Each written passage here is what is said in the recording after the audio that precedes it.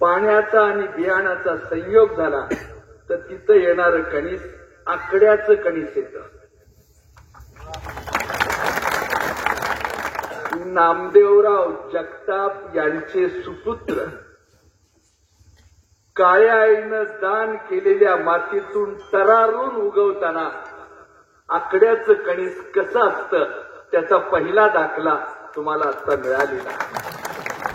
एक जिगरबाज असा नेता, एक चांगुलपणाचं सात्विक राजकारण करणारा नेता. मी साखर कारखानदारीत कारखान्याचं पहिलं पोतं बाहेर पडल्याशिवाय पायात पायतान घालणार नाही अशी शपथ घेऊन काम करणारा नेता. नारायण आबांचा बाप या पद्धतीनं वागला आणि शेतकऱ्याच्या हितासाठी 30-35 वर्ष पायी फिरला. या सगळ्या गोष्टी तुमच्या समोर आहेत. स्वातंत्र्याच्या चांगुलपणाचं राजकारण करताना यशवंतरावजी चव्हाण साहेबांनी LLBला पैसे भरायला नव्हते. अशा वेळेला आईला निरोप आला. फार अगदीनं सहजपणानं आईला सांगितलं की मला वकील होण्यासाठी जी फी भरायची असते त्याचे पैसे नाही. ज्या सावकाराच्या कडे ही माऊली दळायचं काम करत होती तिथं जाऊन म्हणाली मला उद्यापासून 4 पायल्याद्वारी दळायला द्या. 4 पायल्याचं दळण दळून पोराला शिकवलं आणि तोच नेता भारताचा गृहमंत्री झाला, भारताचा संरक्षण मंत्री झाला. संयुक्त महाराष्ट्राच्या चळवळीचा कळस हातात घेऊन स्वातंत्र्याची गाणी गात सह्याद्रीच्या कड्यावरून तुमच्या माझ्या स्वाभिमानाला सलाम करीत आपल्या भारताच्या राजकारणाला सुफलाम अशा प्रकारचे दिवस त्यांनी आयुष्यात दिले. मनात येईल ती गोष्ट त्यांच्याकडे होत होती. चव्हाण साहेबाच्या पुतण्यानी जर मनात आणलं असतं तर 2 कोटीची गाडी त्यांना आणता आली असती. पण ज्याच्या डोक्यात काही नसतंय तो माणूस वरच्या भरजरी अशा सोन्याच्या अलंकारानं स्वतःला मडवीत असतो आणि डोक्यात काही नसलं तरी आहे असं दाखवत असतो. ती पिढी ह्या शिंदे भावाची आहे. डोक्यात काही नाही तरी देखील मला सोन्याचा मालक म्हणा, मला मर्सिडीज गाडीचा मालक म्हणा, मला 5 कोटी माशाच्या जाळ्याचा मालक म्हणा. याला कोळी समाजाचा सोयरा व्हायचा नाही, फक्त मिरवायचं. गरिबांची भाकरी हिसकावून घ्यायची आहे आणि त्याच्यातून गांधी बाबा मिळत असेल तर ती स्वतःसाठी ठेवायची. मित्रांनो, स्वातंत्र्य सैनिक म्हणून जगताप साहेबांनी आयुष्यात नाव मिळवलं. मला आठवत नाही, माझं वय झालेलं आहे. पाया पडून तुम्हा सगळ्यांना कळकळीची विनंती करतो. एका काँग्रेसच्या मेळाव्यासाठी नामदेवराव जगताप गेले होते. किसानवीर आणि त्यांना बातमी कळली होती की यशवंतरावजी चव्हाण साहेबांच्यावर हल्ला होणार. मित्रांनो, हल्ला होणार आहे हे कळल्यानंतर नामदेवराव बैठकीतून उठले. एक गाजलेला मल्ल म्हणून, एक उत्तम अशा प्रकारची शिस्त म्हणून, व्यायामाची ताकद असलेला नेता म्हणून पटकन आले, दोन्ही पायाच्या आत हात घातला आणि यशवंतराव चव्हाणांना खांद्यावर घेतलं आणि पळत सुटले. जिथं हल्ला होणार आहे, जिथं यशवंतरावांना मारलं जाणार आहे आणि तशा वेळेला हे नामदेवराव पुढे पळत होते यशवंतरावांना घेऊन आणि त्यांच्या मागे ते किसनवीर धावत होते. मित्रांनो, जीवाच्या बाजी लावून या नेतृत्वानं भारताचा पंतप्रधान वाचवला आणि तुमच्या माझ्या कल्याणासाठी काम केलं. अशा नेतृत्वानं त्यावेळेला काम केलं असताना आज त्यांचे सुपुत्र आपल्या समोर येत आहेत आणि आपल्याला सांगतायत, पोरांनो, डोहात उडी मारू नका, खाली खूप मोठे दोन मोठ्या सुसरी बसलेली आहेत खाली. उडी मारू नका पोरांनो, उडी मारू नका, खाली दोन सुसरी बसलेली आहे. एक सुसर एका पक्षाकडे असते आणि दुसरी सुसर दुसऱ्या पक्षाकडे असते. सापडल त्याला खात राहते आणि पुन्हा राजकारणात जिवंत राहते. ही माणसं वेगळी आहेत. एका निवडणुकीला संजय मामा पराभूत झाले, दुसऱ्या निवडणुकीला निवडून आले, तिसऱ्या निवडणुकीला तुमच्या मैदानात आले. लांबून बघितल्यावर जरा नटासारखा चेहरा दिसतोय. पावडर न लावता देखील पावडर लावल्यासारखा वाटतोय. त्यामुळं लोकांना वाटलं की हा विश्वासाचा माणूस आहे, म्हणून आपण सगळ्यांनी मतदान केलं. मतदानाचा शिक्का मारताना तुमच्या माझ्यासारख्या माणसाला चिंचेच्या पानासारखा वाटला आणि 6 महिने झाल्यावर आपण तपासून बघितलं तर चिलाराचं पान आहे हे लक्षात. अडचण झाली. शिंगात खिलार आहे, जमिनीवर लांबार आहे, दिसायला पांढरा आहे, शेपटामध्ये टेकणं आहे, टिपक्या टिपक्याचा गोंडा आहे, खिल्लार शिंग आहेत, काजळ घातल्यासारखे खोंडाचे डोळे आहेत. हे सगळं पाहिल्यावर आपल्याला वाटलं बैल चांगला आहे. 6 महिन्यानंतर लगेच लक्षात आलं, कंधारच्या लक्षात आलं, दातेगावच्या लक्षात आलं, जेऊरच्या लक्षात आलं, सगळीकडच्या शेतकऱ्यांना कळून चुकलं, हा तर खांदा आलेला बैल आहे, कामाचा बैल नाही. त्यामुळं खांदा चुकवत आठवड्याला एकदा येतोय, कधीतरी कुणाला भेटतोय आणि पुन्हा निघून जातोय. मित्रांनो, हे सगळं काम करताना तुमच्या काळ्याची इमान राखणारा माणूस तुमच्या शेतात आला पाहिजे, तुमच्या बांधावर उभा राहिला पाहिजे, शेतकऱ्यांची दुःख ओळखून त्यानं काम केलं पाहिजे. अशा प्रकारचा उमेदवार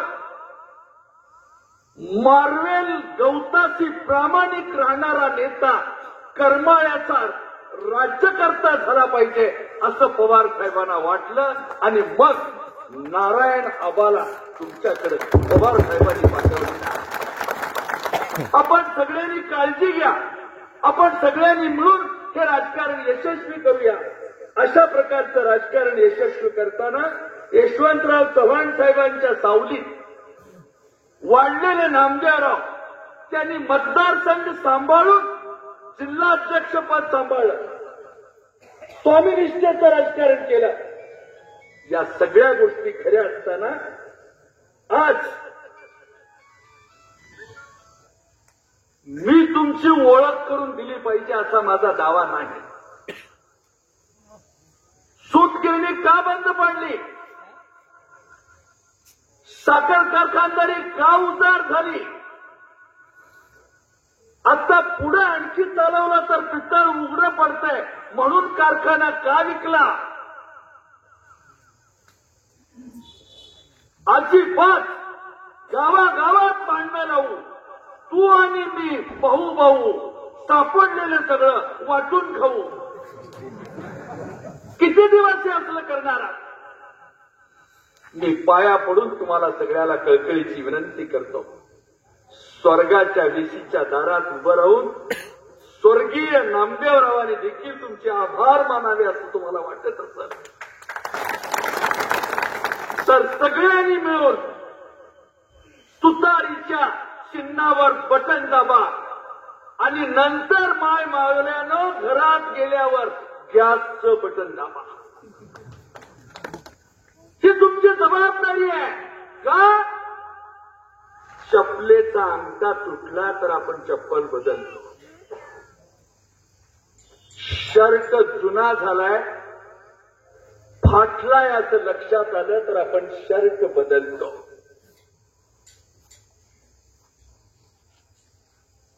थंडीच्या दिवसात 2-4 ठिकाणी चादर फाटले, पाखरं मारायला जाताना अडचण होईल तर आपण चादर बदलतो.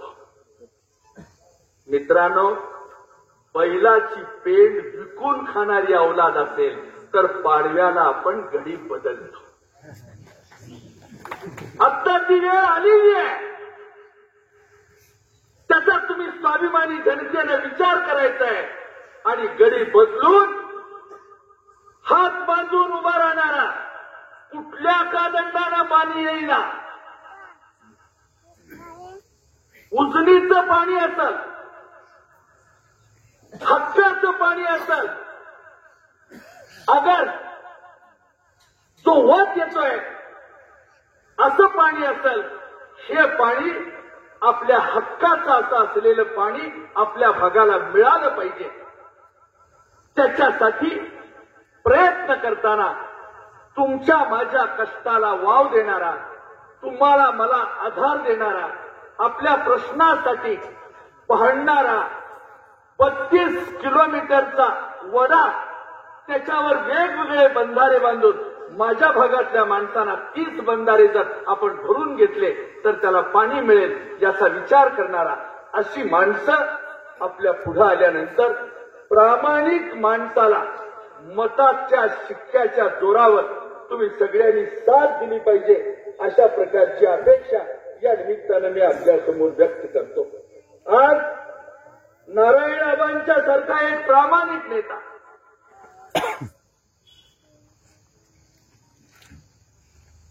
जेऊर सारख्या ठिकाणी नारायणआबांनी तांबड्या मातीची तालीम बनली. मंद मंद प्रकाशात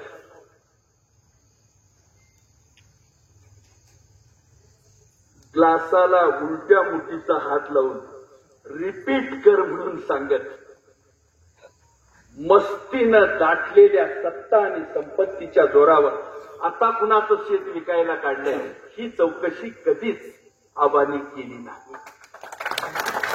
अशी चौकशी करावी असं आबांना वाटलं नाही. सामान्य माणसाच्या हितासाठी काम केलं. दहिगावची योजना झाली पाहिजे यासाठी सगळ्यांनीच प्रयत्न केले, सगळ्यांचा सहभाग त्यामध्ये नोंदवला आणि काम केलं. पण मित्रांनो, एकट्या दहिगावचंच श्रेय नाही. स्थळ बघायला आलेल्या माणसाला जागा दाखवताना आपलं दाखवावं ना. तसं नाही, आपल्या रानात उभा राहायचं, हे माझंच आहे आणि ते पलीकडचं ते बी माझंच आहे असं दाखवण्याचं, श्रेय घेण्याचं काम केले. तुम्हाला लक्षात येईल, दुपार टळून गेली होती. घरातली माणसं सगळी कामाला गेली होती. वयस्कर असलेली म्हातारी बाई बोटव्या करीत, सेवाया करीत घरात बसली होती. तेवढ्यात पाण्यात बसलेल्या म्हशीला टिकुरं घेऊन मारून एक बाई त्या म्हशीला घेऊन घराकडे येते. एसीतून बाई आत आली, टिकुरं हातात आहे आणि निघालेली आहे. तेवढ्यात त्या म्हशीनं 4-5 पवट्या टाकल्या. पवट्या टाकल्याबरोबर म्हातारी खडबडून उठली, हातात टोपलं घेतलं आणि पडलेल्या पवट्या त्या टोपल्यात भरून न्यायला लागल्या. तर ज्या बाईनं ती म्हैस टिकुरा घेऊन आणलेली होती पुढं आणि एसीतून दोघं, एक म्हैस पुढं बाई माग, आणि तेवढ्याच त्या बाईनं या सगळ्या पवट्या टोपल्यात घेतल्या आणि मग मात्र ती बाई कडाळली. म्हैस माझी आहे, शेण माझा आहे. एवढं म्हणेपर्यंत 5-50 माणसं गावातली इकडची गोळा झाली तिकडची गोळा झाली. 2 पार्ट्या उभ्या राहिल्या आणि म्हैस कुणाची शेण कुणाचं चर्चा सुरू झाली. एका चलाक पोराने जाऊन पोलिसाला फोन केला आणि पोलिसही लगे हजर झाले. फौजदारी चांगली टोपी घालून त्या ठिकाणी बुटाचा आवाज करीत आले. बघतात तर हा सगळा गोंधळ. सगळ्यांना बाजूला सारून पहिल्यांदा त्यांनी शेणाला कडक केलं, संरक्षण दिलं. त्या शेणामधून एक भुंगा बाजूला शेणातनं पळत होता. लगेच त्यांनी PSI बोलवलं. हा कसा आत गेला तुम्ही सगळे असताना? एक त्याला आव आणायचा होता की मी किती कडक आहे. आणि ते सगळं झाल्यावर तोही बाजूला उभा राहिला आणि सगळ्या गावाला समजावून सांगितलं आपण ही केस कोर्टात नेऊया. तोपर्यंत ह्या सेनाला कोणी हलवायचं नाही, बंदोबस्त लावतो मी म्हणून फौजदारानं बंदोबस्त लावला. शेण कोर्टात गेलं. 2-4 तारखा पडल्या आणि निकाल लागला. अ आणि ब नावाच्या 2 पार्ट्या आहेत. दोघांनीही सेनावर दावा केला होता. परंतु प्रत्यक्षात विचार केला असता अ पार्टीचं पण शेण नाही, ब पार्टीचं पण शेण नाही. शेण हे म्हशीच आहे, दुसरं कुणाचंच नाही. तसं ह्या 2 खादाड पार्ट्यांना, त्या 2 खादाड भावांना गावकऱ्यांनी आता सांगायची वेळ आलेली आहे. बाळ शेण तुझं बी नाही आणि शेण त्याचं बी नाही, शेण म्हशीचं आहे. हे त्याला सांगण्याची गरज आहे. 4 पारधी नदीच्या पलीकडे राहत असतील, 4 पारधी गावाच्या बाहेर राहत असतील आणि चोरी झाली की पौर्जाला उचलून नेलं जातं. पण इतके वर्ष कोप बंधाऱ्याचे जे फळ्या टाकल्या जात आहेत त्या फळ्या उचलायच्या, त्याला रंग लिहायचा आणि पुन्हा सरकारला ऐकायचं. कोण आहे ती 2 पार्टी? कधी विचार केलाय आपण? असं नेहमी घडत गेलंय. आणि पार्ट्यांनी, त्या 2 पार्ट्यांनी ह्या सगळ्या चोऱ्या केलेल्या. सूतगिरणीची चोरी केली, विजेची चोरी केली, साखरेची चोरी केली, उतार्याची चोरी केली. तुम्हा सगळ्यांना खत द्यायचं आहे, तुम्हा सगळ्यांना माहिती द्यायची आहे, तुम्हा सगळ्यांना कर्ज द्यायचं आहे असं सांगून सगळ्याचे उतारे गोळा केले. ते सगळे उतारे गोळा केले आणि लोकांनी विश्वास ठेवला. कुणी विचारायला गेलं नाही, कुणी काही तक्रार करायला गेलं नाही. एवढंच नव्हे तर ते लता दीदीच्या आवाजात बोलतात ते काय, विक्रमसिंग उर्फ चक्रमसिंग, ते लता दीदीच्या आवाजात बोलतात. त्यांनी ही उतारी गोळा हे सगळे उतारे केले आणि त्या उतार्यावर कर्ज काढलं. कोट्यावधी रुपयाचं कर्ज काढलं. आता असं काढलेलं कर्ज गाय आईला लक्ष्मी मानून मातीतून मोती पिकवताना हात मातीत कुस्करावे लागतात, मग मोती जन्माला येतात. याच्यावर श्रद्धा ठेवू. एवढे कष्ट घेतले, एवढे चांगुलपण मिळवलं आणि आपल्या काळ्या आईचा 7-12 नेऊन विक्रमसिंगाच्या हातात दिला. आणि या पद्धतीनं उतारा दिल्यानंतर तुमची जमीन घाणवट ठेवतो आणि तुम्हाला कर्ज देतो असं सांगितलं. जमीन तर घाणवट ठेवलीच, पण तो शेतकरी देखील घाणवट ठेवला आणि त्याच्या नावावर कोट्यावधी रुपयाचं कर्ज काढलं. आहे कुणाची हिंमत विचारायची? कोण त्याला विचारायला जात नाही. आमचा अधिकार आहे. लोकांचे गळे कापणं हा आमचा जन्मसिद्ध हक्क आहे. अशा पद्धतीने यांनी लोकांचे गळे कापलेले आहेत, लोकांचं नुकसान केलेलं आहे. अशा परिस्थितीमध्ये आज या सगळ्या गोष्टीमध्ये लोकांचं नुकसान झालेलं आहे. या ठिकाणी असलेल्या या अशा प्रकारच्या गोष्टी घडत असतील आणि ह्याला बाजूला करायचं असेल तर घराच्या अंगणात बसून ऐकत असलेल्या माय माऊल्यांना कळकळीची विनंती करतो, तांदूळ नीट करताना कोपऱ्यात खडे गोळा करायची व्यवस्था काही महिलांना जमत असते. तसं कोपऱ्यात खडे गोळा करतात तशी ही शिंदे कुटुंबातले खडे गोळा करा, तांदूळ विरळताना बाजूला करा आणि चांगुलपणाचा सत्व परीक्षेत पास झालेला नारायण आबासारखा माणूस महाराष्ट्राच्या सभागृहात पाठवा. महाराष्ट्राचं चांगुलपण जतन करण्यासाठी या पद्धतीचा विचार तुम्ही करावा ही माझी आपल्याला विनंती आहे. ग्रामपंचायतीचा सदस्य असेल विक्रमसिंगच चालतो, पंचायत समितीचा सदस्य असेल नाही शिंदे घराण्यातला चालतो, पुन्हा सरपंच करायचा असेल नाही घटनेचा विरोधक म्हणून घरातलाच दिला पाहिजे, घटनेकरांचा विरोधक. तर ह्या पद्धतीनं प्रत्येक माणूस घरातला त्यांनी निवडला.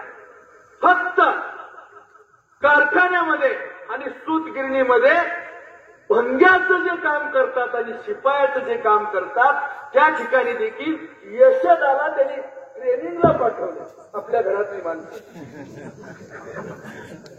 नीट काढता यावं, व्यवस्थित काढता यावं, सराव व्हावा थोडासा शेण काढण्याचा. हे शेण कुणाचं हे कळल्यावर आणि कोर्टानं सांगितल्यावर मला सांगा संजय मामा, शेण जरा वाईट लागतंय पण जरा साठून बघताय का बघा, तुम्ही केलेलंच आहे सगळं. ज्याच्याबद्दल त्यांना सांगितलं पाहिजे, त्यांना बोललं पाहिजे, कारण त्यांना ह्या सगळ्या चवीची माहिती आहे. दर वर्षाला जर्मनीची चव कशी आहे, पुन्हा इकडं इस्रायलची चव कशी आहे, त्या ठिकाणी ते जाऊन येतात आणि ती चव बघून येतात. अशा प्रकारची शीत जर त्यांच्या बॉयलरमध्ये टाकली तर साखरेचा रंग बदलतो का, त्यांचे प्रयोग सुरू आहेत.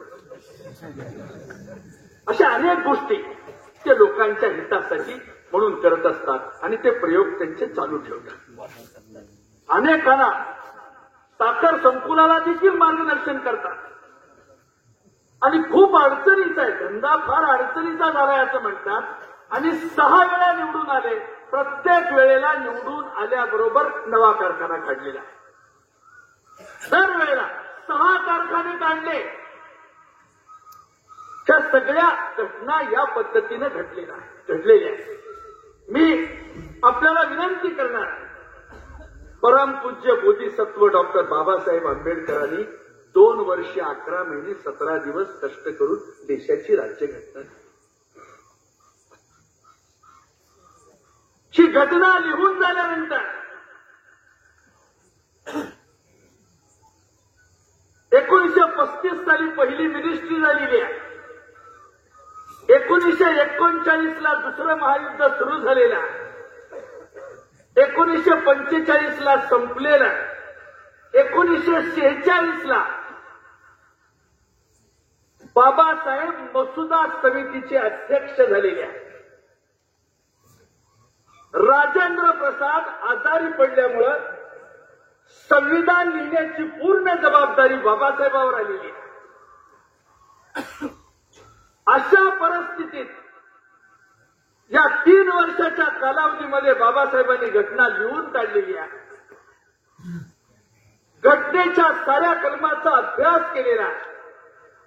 500 खासदारांना भेटून त्यांच्याशी चर्चा करून घटना कशी असली पाहिजे याच्याबद्दलचा हिशोब मांडलेला. या सगळ्या गोष्टी झाल्यानंतर 26 नोव्हेंबर 1949 रोजी बाबासाहेबांनी घटना देशाला दान दिलेली आहे. आम्ही भारताचे लोक भारताच्या सार्वभौम गणराज्यासाठी स्वातंत्र्य, समता आणि बंधुता आणि सत्तेची समानता आणण्यासाठी या देशातल्या नागरिकाला समृद्ध करण्यासाठी संकल्प करत आहोत.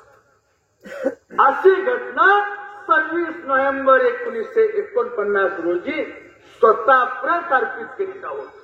पंडित जवाहरलाल नेहरूला अर्पण केली नाही, लंडनच्या व्हिक्टोरिया राणीला अर्पण केली नाही, स्वतः प्रत अर्पित करीत आहोत.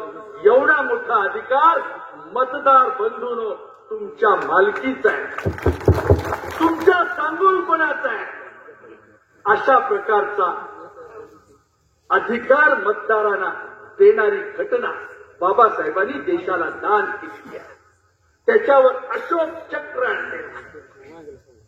अशा सगळ्या गोष्टी अपेक्षित असताना घटनेचा सार्वभौम अधिकार किती मोठे आहेत हे देशाला माहीत असताना 1952 साली बाबासाहेब निवडणुकीला उभे राहिलेले आहेत. उत्तर मध्य मतदारसंघामध्ये बाबासाहेब उभे राहिलेले आहेत आणि ज्या वेळेला बाबासाहेबांना 8031 मतांनी एका पीए सारख्या सामान्य माणसांनी बाबासाहेबांना पराभूत केलेला आहे. आपण एवढे देशावर उपकार केलेले आहेत म्हणून पुन्हा बाबासाहेब 1954 साली उभे राहिलेले आहेत. काजूरावकरांनी पराभूत केला. आठवले, गांधी, जोशी या लोकांनी पुन्हा एकदा दुसऱ्यांदा उभा राहिल्यावर पुन्हा बाबासाहेबांना पराभूत करण्यात आलेला आहे. हे पराभूत करणारे बाबासाहेबांचा विचार आणि बाबासाहेबांना अपमानित करणारे मारेकरी कोण होते? त्याला मतदानाच्या पायतानानं मारायचं असेल तर उद्याचं मतदान हे स्वाभिमानाचं संविधान जतन करणाऱ्या माणसांच्या हिताचं व्हावं म्हणून नारायण आबांना आपल्याला मतदान करायचं. सर्वांच्या हिताचं राजकारण करताना आपण सगळ्यांनी या पद्धतीनं काम करावं अशा प्रकारची अपेक्षा त्या निमित्तानं मला आपल्या समोर व्यक्त करायची. आपण सगळे कायाईत राबणारी माणसं आहात. स्वातंत्र्याची गाणी गात स्वातंत्र्याला जीवाचं दान देत काम करणाऱ्या लोकप्रतिनिधींनी कर्माळ्याची परंपरा जतन केलेली आहे. म्हणून तुमच्या पाया पडून कळकळीची विनंती करतो. मला कुणावर आरोप करायचा नाही. परदेशात कोणत्या मशिनीचं निरीक्षण करायला हे जातात त्या मशीनची नावं तुम्हाला सांगायची नाही. पण उपस्थित असलेल्या माय बहिणींनो, भांडं घासलं की चकाकतं. फळीवर ठेवलेलं भांडं घासलं की चकाकतं. या सगळ्या परिस्थितीमध्ये आपण काम करताना त्या लोकांनी काय केलेलं आहे? गौतमी पाटलाच्या कार्यक्रमाच्या गर्दीचा सभासद होण्यापेक्षा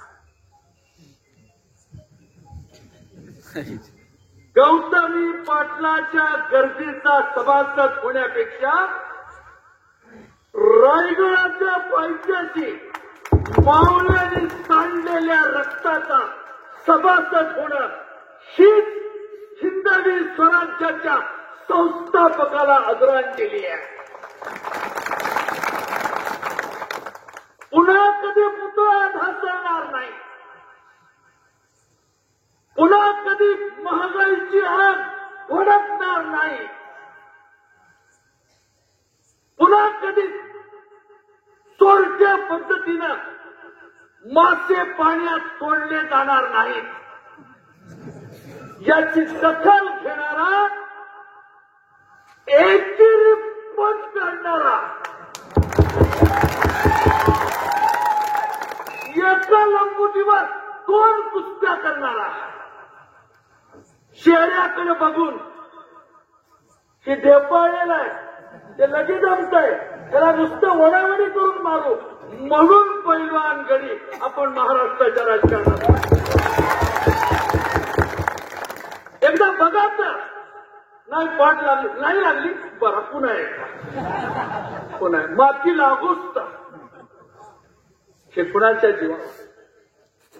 आईसाहेब सडलेल्या गव्हाची खीर लेकांनी खाऊन शेजाऱ्याच्या जेवायला जाताना लेकाचं पोट उघडं पडू नये म्हणून आई म्हणते घरात 2 घास खाऊन जा. लेकाचं पोट उघडं पडलेलं आईला आवडत नाही.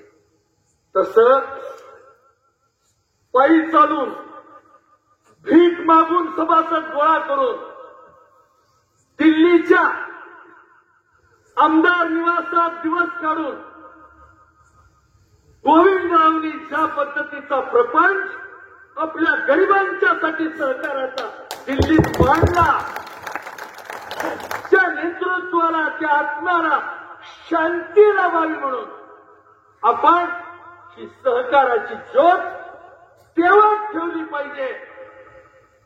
आणि आपले सहकारी नारायणआबा पाटील यांना उघडा न पाडता मताच्या पाठिंब्याचा शिक्का मारून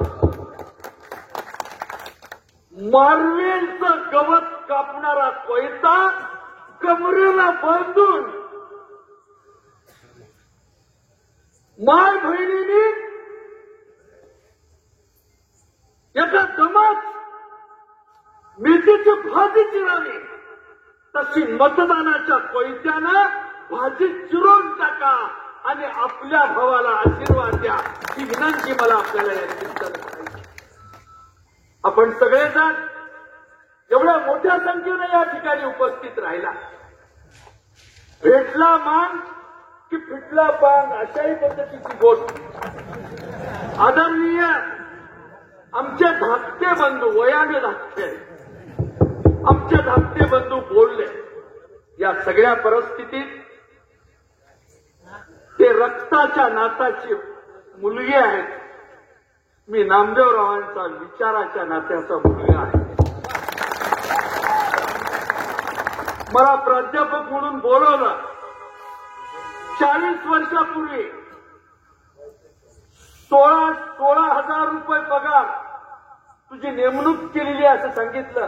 आणि आता जे हॉटेलचे मालक आहेत त्यांनी मला ऑर्डर दिली ती हेडक्लार्क होते तिथे घुमरे या अशा वातावरणात मला त्या ठिकाणी घेतला. मी तिथं 5-6 महिने काम केलं. त्यांचे पाय धरले आणि साहेबांना सांगितलं, साहेब मला रितसर प्राध्यापक व्हायचं आहे, मला पीएचडी करायची आहे, मला परवानगी द्या. म्हणून तिथून मी इंदापूरला गेलो. तिथेही मी 4 दिवस काम केलं आणि मग रयतेला आल्यानंतर तिथं कायम झालो आणि काम करीत राहिलो. नामदेवरावांनी आपल्या मुलासारखं मला सांभाळलं. मातंग समाजावर त्यांचं अतोनात असं प्रेम होतं. आता तशीच बसते ही बापाची बैठक. तो विस्कटलेला चाळ सरळ करत असं पंजावर हात ठेवत आलेल्या माणसाला बोलत राहायचे आणि तट्ट्याजवळ ठेवलेली टोपी उचलून डोक्यावर घालायचे.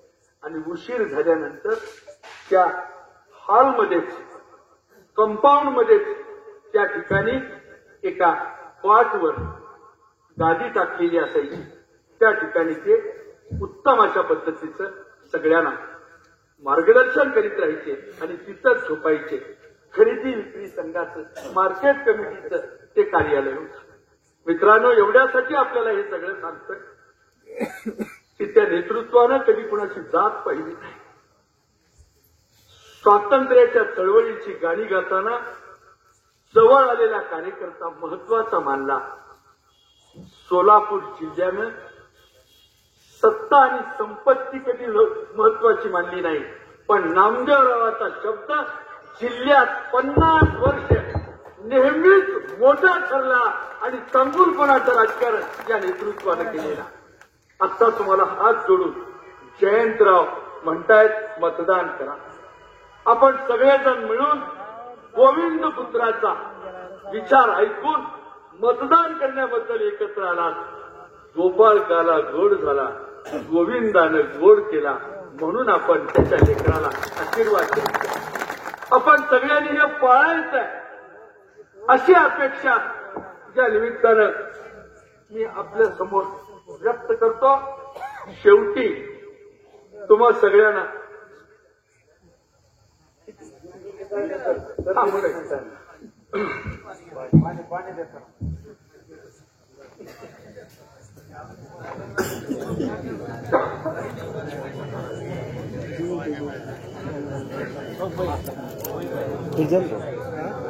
सरांसाठी टाळ्या होऊ द्या एकदा. मित्रांनो, आपण सगळेजण एवढ्या उत्स्फूर्तपणानं बसलेल्या. मी यायच्या आधी 3 तासाचा अवधी गेलाय आणि त्यानंतरच लग्नाच्या मंडपात मेहुणा आणि मेहुणीची थट्टा ऐकल्यानंतर जसं पाहुण्यांनी सुखावून जावं, तसं प्रेक्षक आपल्या साहेबांची सगळी गाणी ऐकून, सगळे शब्द ऐकून आपण सगळे पुलकित झालात, अतिशय भारावून गेला. मी आपल्याला शेवटी एवढंच सांगतो, बाबांनो,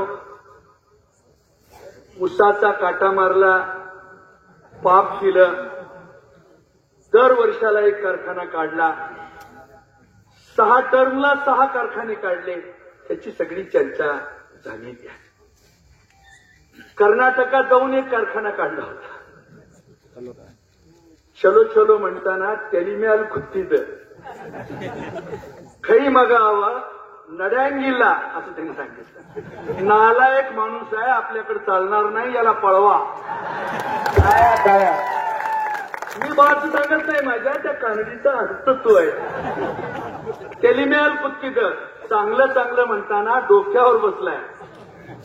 तेलिम्याल कुत्तीदा खई मागावं असं सांगून नालायक पोरगा ह्याला पळवा असं त्यांनी सांगितलेलं. मला कुणाला कळत असेल तर हे नीट बघा. तवरूरा म्हणे नोडी बंदे ताई नणपागे कण निरुता. हे प्रवचन 13व्या मैलातलं सिद्धेश्वर महाराजांचं प्रवचन आहे. सर, मी आपल्याला सांगत होतो, आपण सगळेजण एका दुष्काळी भागात राहत होतो. सुदैवानं आपल्या नारायणाबाचा हात लागला. चंद्राच्या करस्पर्शानं दगडाचे पाचू होतात. शरद पवाराचा पाठीवर हात स्पर्शानं आपल्या आयुष्याचं सोनं झालं आणि हा बोगदा घुसळत घुसळत फेसाळत इथपर्यंत आला आणि आपल्या आयुष्याचं सोनं झालं. परंतु माझे शिंदे मामा मित्र आहेत, बबनराव शिंदे तेही माझे मित्र आहेत. दोघं आता एकाच वयाचे आहोत. दोघांनी आता एसटीत जागा धरलेली आहे, ती कागद तो ठेवलेला आहे. अशा परिस्थितीत देखील मी आपल्याला समजावून सांगतोय की कसल्याही प्रकारची चूक आपल्या हातून घडू देऊ नका. कारण छत्रपती शिवबाच्या रयतेला सलाम करणारी आपली ही माणसं आहेत. अशी माणसं असताना जीवाला जीव देणारी, त्याग करणारी माणसं शिवबाकडे होती, म्हणून शिवबाला राज्य स्थापन करता आलं. रणजित देसाईच्या श्रीमान योगी कादंबरीमध्ये 3ऱ्या पानावर रणजित देसाई म्हणतायत, राजाच्या पायाशी जडलेली नजर सुटू नये. राजाच्या पायावर जडलेली नजर सुटू नये म्हणून राजांचे डोळे उराशी कवटाळून सखल श्रीमंत सौभाग्यवती राणी पुतळा महाराज सती गेल्या. त्या चरित कहाणीस ही पायाजवळ ही चरित कहाणी अर्पण असं रणजित देसाईनं पुतळाबाईंच्या बद्दल लिहिलेलं आहे. मित्रांनो, माझं भाषण मी वाढवत नाही. घोड्याला टाच मारून छत्रपती शिवबा रायगडाला वळसा घालून सोयराबाईच्या दिवाणखान्याजवळ पोहोचलेले आहेत आणि तिथं पायउतार झाल्यानंतर सोयराबाईला विचारतायत, सोयराबाई, आम्ही सुरतेला निघाले आहोत, तिथून येताना तुमच्यासाठी काय आणू? मी ऐकलंय सुरतेला खूप चांगलं सोनं मिळतंय म्हणून. आपण येताना माझ्यासाठी सोनं आणा. त्याच घोड्याला तशीच टाच मारलेली आहे. आत्ताही राणी पुतळाबाईचा वाडा रायगडाच्या पायथ्याशी आहे. राजे त्या ठिकाणी आले आणि ज्या वेळेला पुढे जाऊन घोड्यावरून पायउतार झाले, राजे खाली उतरून चालत येत आहेत. ते लांबूनच पाहिल्यावर देवाऱ्यावर असलेली पंचारती या माऊलीनं हातात घेतली आहे. सोन पावलं टाकेत ही लेख रायगडाच्या रयतेच्या राजाला आरती करण्यासाठी म्हणून वाड्यातून 2 पावलं पुढे आलेली आहे. राजे खाली उतरून पायउतार झालेले आहेत, पुढे येऊन उभं राहिलेले आहेत. 8 राण्यांपैकी सर्वात लाडकी राणी म्हणून पुतळाबाईचं नाव होतं. राणी पुतळाबाईच्या खांद्यावर राजाने हात ठेवलाय आणि राजाने विचारलंय, पुतळा तुझ्यासाठी सुरतेवरून काय आणू? पायाची जडलेली नजर पुतळाबाईनं वर केलेली आहे. राज, सुरतेला निघालात हे माझं सौभाग्य. सुरतेला जाऊन असंच सुखरूप परत यावं एवढंच आई जगदंबेसमोर मागणं आहे. यापेक्षा आणखी काही मागायचं नाही. जीवाला जीव देणारे नेकीचे नेकदार राजाजवळ होते म्हणून राजाला राज्य करता आलं. 19 मुख्यमंत्री झालेले आहेत महाराष्ट्रात. शरद पवार 4 वेळा मुख्यमंत्री झालेले आहेत. अनेक वेळा दिल्लीला हादरे बसवण्याचं काम छत्रपती शिवबाचं नाव घेऊन पवार साहेबांनी केलेलं आहे. नेकीचे नेकदार म्हणून जीवाची बाजी लावून राज्य निर्माण करण्याची ताकद फक्त शरद पवाराच्यात आहे. त्याच्यावर विश्वास ठेवून जिगरबाज असे बाजी प्रभू नारायणआबा पाटील नावाचा सहकारी महाराष्ट्राच्या विधानसभेच्या पायऱ्या चढताना ज्या सूतगिरणीची राख केली, ज्या साखर कारखान्याची माती केली, ज्या साखर धंद्याला काळिमा फासले, या दोघा भावांनी राख केलेल्या मैदानात बसून हातानं रेगोट्या माराव्यात आणि कारखान्याची राख का केली त्याचं चिंतन करावं. आणि त्यावेळी पवार साहेबांच्या पाठीमागं जिगरबाज मावळा म्हणून नारायणआबांनी विधानसभेच्या पायऱ्या चढाव्यात. यापेक्षा मी आणखी काय सांगणार. आपण सगळ्यांनी हे काम करूया. आपण सगळ्यांनी ही ताकद लावूया आणि या सगळ्या प्रश्नांची उत्तरं आपण महाराष्ट्राच्या मराठी मुलकाच्या मैदानात मांडूया. अनेक आघात महाराष्ट्रावर झाले, मराठी मुलकावर झाले. 50% मुंबईसह मिळणारा कर आपण दिल्लीला भरतोय, पण त्याच्या बदल्यात मिळणारा पैसा मात्र त्या हिशोबात आपल्याकडे येत नाही. ही आपली तक्रार आहे. मराठी माणूस पेटत नाही आणि एकदा पेटला ना मग पुन्हा विजत नाही.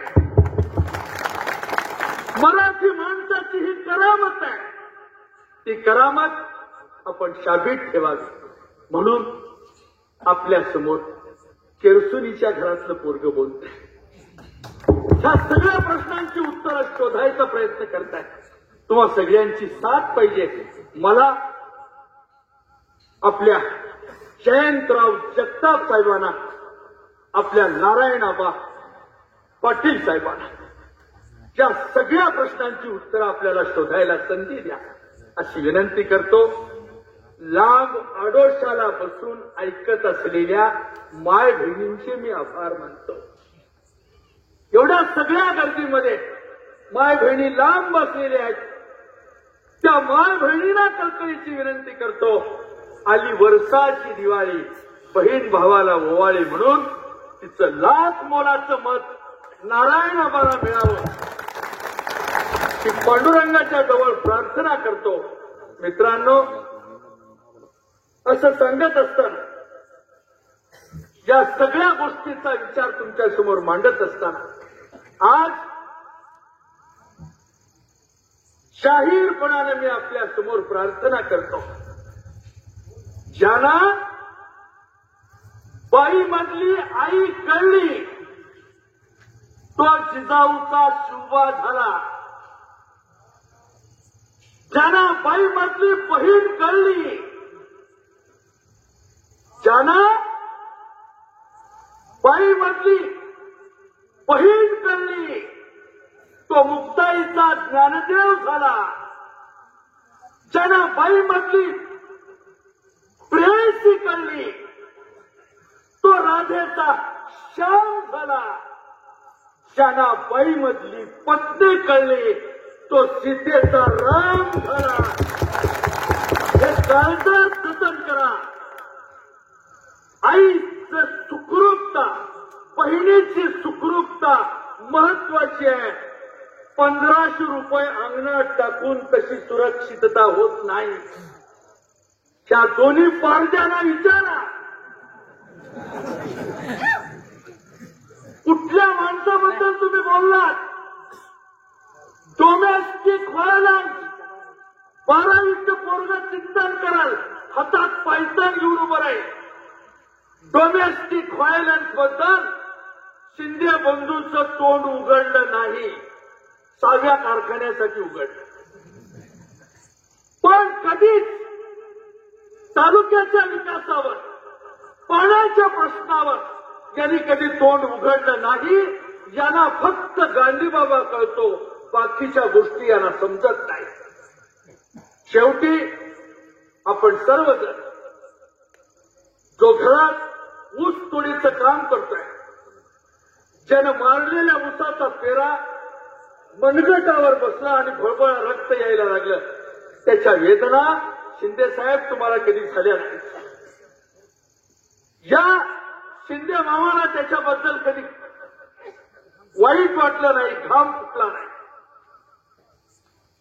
आमच्याकडे पूर्वजांनी करून ठेवलंय, मुलीचा मामा, मुलाचा मामा स्टेजवर या म्हणल्यानंतर हा गडी कधी मामा म्हणून कुणाच्या पाठीमागे उभा राहिला नाही. पण या मामानं अनेकांना फसवलं, या मामानं अनेकांचा विश्वासघात केला, या मामानं अतिशय वाईट पद्धतीनं कारस्थानाचं राजकारण केलं. या सगळ्या गोष्टीचं भान ठेवून आपण काम करूया. गायीची धार काढताना एक सड सोडून आपण पिळतो. या दोघा भावांनी सड सोडून कधीच पिळलं नाही, सदा सगळंच पिळलं नाही, कधी त्याचा विचार केला. अशा परिस्थितीत मातंग समाजाचा प्रतिनिधी म्हणून त्याचा उल्लेख माझ्या लहान भावाने केलेला आहे. कुठेही तुम्ही इथं बसलेले असाल तरी हात जोडून विनंती करतो, आपलं मत वाया घालवू नका. त्या समाजालाच का सांगायचंय? वैल्या दुतवण्याबद्दल माझा विरोध नाही, परंतु दांडाळांच्या बरोबर चांगले संबंध घेऊन झुमान्या काय करतोय, ओकरे काय करतोय, कसा पेडवतोय, खारपे कसा शेगवतोय, करपट्टी कशी धुतवतोय, ह्याच्यावर तुमचं लक्ष राहू द्या. तुमच्या डोळ्यापुढे दिसलं तर आपल्या नेत्याला सांगून गवण्यानं हिडकायचं काम करा, पण गप्प बसू नका. आपण काम करावं ही विनंती या निमित्तानं सगळ्यांना करतो. आणि माय माऊलीच्या रक्षणासाठी, माय बहिणीच्या कामासाठी शिक्षणाचा दर्जा वाढवून मेडिकल कॉलेज त्याचं स्वप्न पडत नाही, 6व्या कारखान्याचं पडतंय. पण गरीब पोराला मेडिकल कॉलेजमध्ये पाठवण्यासाठी प्रयत्न व्हावेत या दोन्ही पार्ट्यांनी त्याचा कधीच विचार केला नाही. त्याचा विचार करावा. आणि आबा आपलं शिक्षण कमी झालं असेल, पण ज्या वेळेला दुसऱ्याच्या दारात पाया पडायला माझा शेतकरी जातोय याचा तुम्हाला राग आला आणि नवीन कारखाना तुम्ही उभा केला. याच पद्धतीनं या कॉलेजात, या मैदानात, या काळामातीत आई बापाला मदत करून एखादं पोरग 12वी झाला असेल तर या पोराचं मेडिकल होण्यासाठी, एखादं मेडिकल कॉलेज काढण्यासाठी आपण जरूर प्रयत्न करावा. ही सगळी माणसं तुम्हाला मदत करतील अशी अपेक्षा करतो. मालक उपस्थित आहे, त्यांना पाया पडून विनंती करतो. एक 6 महिन्याचा, वर्षाचा कुठल्या तरी कामानं भावाभावाचा आबोला असतो. मग जरा थोरला भाऊ आता जरा वयस्कर झालेला असतो आणि समोरचा शेजारी चाल करून येतो. मग त्यावेळेला धाकटा भाऊ त्याच्या पाठीमागे येऊन उभा राहतो. बोलणं नाही 6 महिने आणि त्याला चाल करून येतोय म्हणल्यावरची म्हणतोय, दादा येऊ दे त्याला. तसं आज उरलेल्या कंसाळा कडबा कापायला म्हणून 2 पार्टी आलेल्या आहेत. त्यावेळेला जगताप नावाचा भाऊ तुमच्या पाठीमागे उभा राहतोय आणि दादा येऊ दे त्याला, आता येऊ दे. अशी लढाई पाखरू मारायच्या ऐवजी गोपनीचा गुंडा किती ताकदवान असतोय, परदेशात जाऊन आलेल्या माणसाला कसा चोरकस लागतोय ते एकदा बघून घ्या अशी विनंती करतो. आपण सगळ्यांनी शांतपणाने ऐकल्यात. माझं बोलणं